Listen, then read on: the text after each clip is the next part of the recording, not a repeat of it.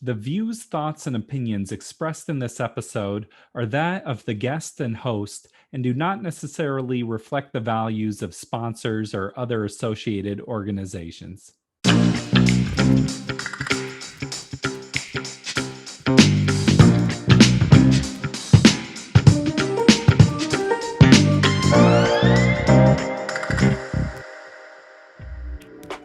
Welcome to the Parental Compass presented by Family Education and Support Services. I am your host, Bobby Williams. You know the deal. Subscribe to us on whatever platform and you'll get notified every week when we drop the next episode. Everyone wants their child to have empathy, to be someone that cares about giving back to the community. But that's not as easy as just saying, have empathy, be a good person. Actions are how you teach those lessons. Today, we're going to be talking about volunteerism, how you can get involved, and how it can become part of your family's life. Our guest today is Theo Yu. Theo has been working with the Olympia First Baptist Church, feeding people experiencing homelessness for over 20 years. He's also gotten his daughters involved and made it a core value in their lives. Let's check it out. Go work at in a church that's close to downtown. Olympia First Baptist Church is right on the edge of downtown. And so I said, serving a meal on a Sunday afternoon, I think that's something I could fit in my schedule. So that's what got me started. Nice. Well, so you're saying you've studied poverty. I think a lot about homelessness and how it's a growing issue. And I think a lot of people don't realize how close you could be to being homeless. Like if you got a really bad concussion or a mental illness, missed a few paychecks. Yes. I'm glad you brought that up because one of my volunteers, eventually I became in charge of part of the operation down there at Olympia First Baptist. So I was also finding other volunteers. One of my volunteers, she was homeless for many years. She worked for the state. And she quite suddenly became mentally ill and she lost her job, ended up on the streets, and then finally got the help she needed and came back. And she would come down to First Baptist to help us serve the meal. And during the break one time, she said to me, she had been reconnecting with people she knew on the streets, friends. And she said, Theo, you're really fortunate. I said, why? He says, people are telling me, how friendly and helpful you've been. So if you ever become homeless, you'll have lots of help. And I must have had this very, dismissive look on my face, like, no, not me. And she immediately looked at me and she said in the kindest, most gentlest way, she said, Theo, it's just the size of the disaster. And wow, that just hit me like a wall of bricks. Like what you said, that's right. If the disaster is big enough, I could be homeless, my family, all of us. Yeah. Well, it seems like, you just think like, that's never going to happen to me. Yeah. I got a good job, but you never know what's going to happen in life. Exactly. We never knew what would happen 2 years ago. We don't know what's going to happen tomorrow. Right. You've talked to me before about the hill of poverty. Explain that concept a little. Well, the hill of poverty, if you think of like, just a curve, that's going up and down. If we're fortunate and things go well, we ascend this hill first by, we have housing, hopefully that's safe and things like that. We get an education and job training. Then we start making an income. We have good mental, emotional health, etc. And most important of all, we start to develop really good relationships. People who are our peers, people who are older than us, who really speak into our lives and provide some stability and some direction. And if you just stop and think about it, if you're like myself, where I consider I had a good career in politics and government, I can think of all those people who helped me along the way. I can think of all the jobs I got, the schools I went to, the training. Well, what I have found by talking and getting to know people, particularly who are homeless, is the hill of poverty is the descent. It's what happens on the other side if things start going poorly. Yeah. living in your home may be dangerous because of abuse or alcoholism, so you end up leaving. Or, you lose that job and you can't pay the rent or the mortgage anymore. And you start losing all those things that defined your life. And then what happens is many times is you start losing those relationships. And it Mhm. may be because you decided to turn to alcohol or drugs or whatever. Um, and that just makes it difficult to maintain those relationships. Well, so this show is about families and Mhm. parenting. And how did you first get your children involved in doing charity work with you, or what did that look like?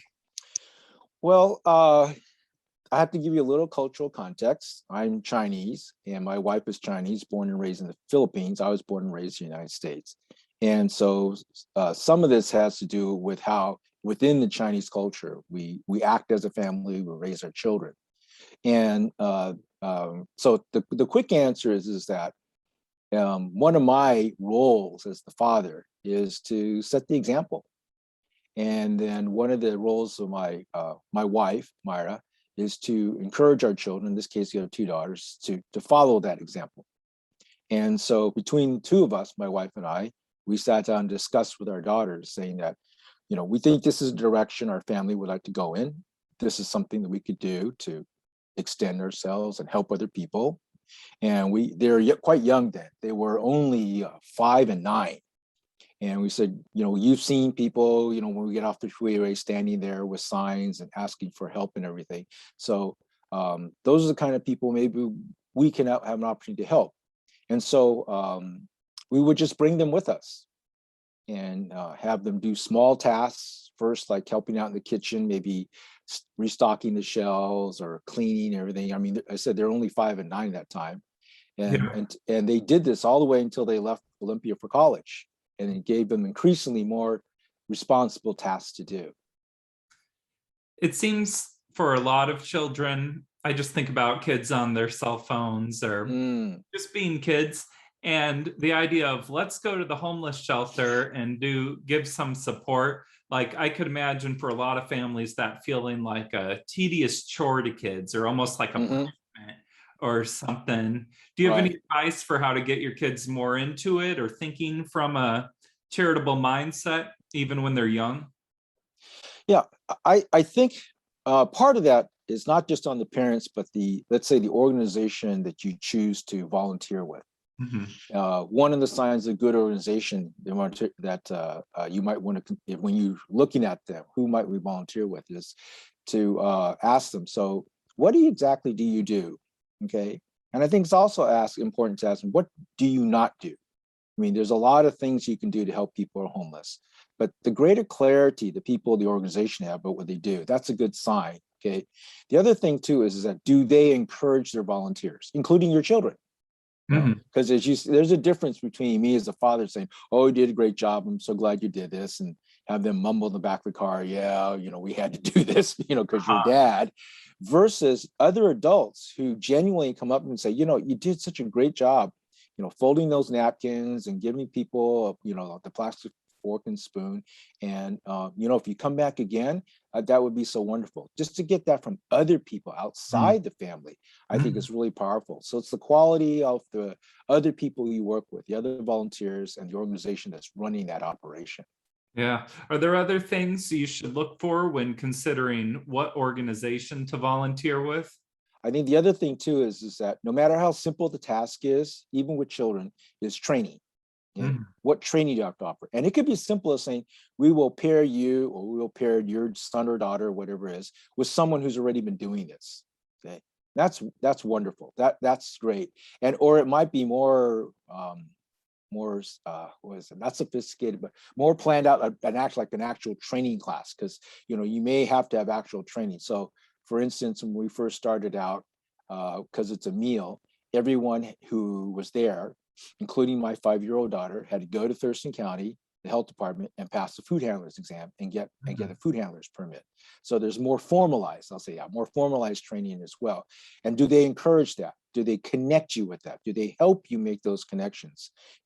So the more, I guess, interest and support they show to the volunteers and the more gratitude they show, I think that shows that that's the kind of organization you want to help. Yeah. I could also imagine a lot of parents like, well, I don't want my child around homeless people or that, Hmm. people experiencing homelessness. Yes, That seems scary. yes, yes. Yeah. What's your response to those parents? Then there are things you can do that are less scary. So, for instance, I'll just go back to First Baptist, my experience, which is a lot of people, or I usually a lot of people, some people just sat down and said to me, when I was one of the leaders in this operation, um, it scares me to be in contact with people like that. I go, "Oh, Mhm. okay, all right. So how about you work in the kitchen? Oh, okay, I could do that. Uh-huh. Or how about during the week, we have all these organizations, wonderful organizations who donate food to us, who donate, detergent and soap. Would you like to, bring your kids along and pick those things up and during the week or in the evening, just drop them off, you know? And so there's a lot of things that where you don't have to have direct contact with the people that we serve the meal to. And there's just, talking those through. But yeah, I appreciate the honesty people had and said, this is really scary for me. And if it's scary for the parents, the kids are probably a little, nervous as well. So finding them once again, a place where, yeah, you can fit in, you can serve, and we'll train you and we'll Yeah. thank you.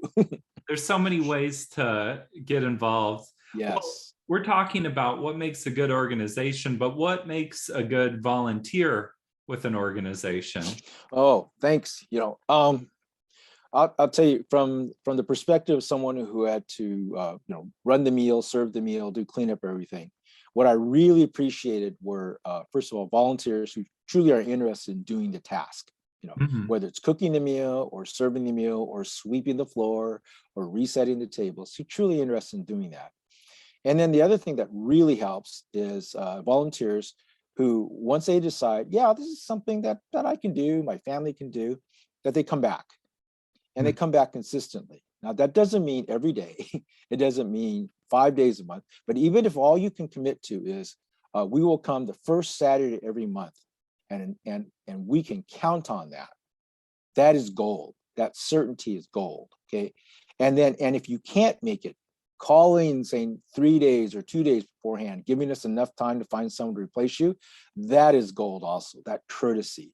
So I think commitment at whatever level you can do, and then the courtesy of saying, hey, I can't follow through on that my commitment this time, that's gold. That's wonderful.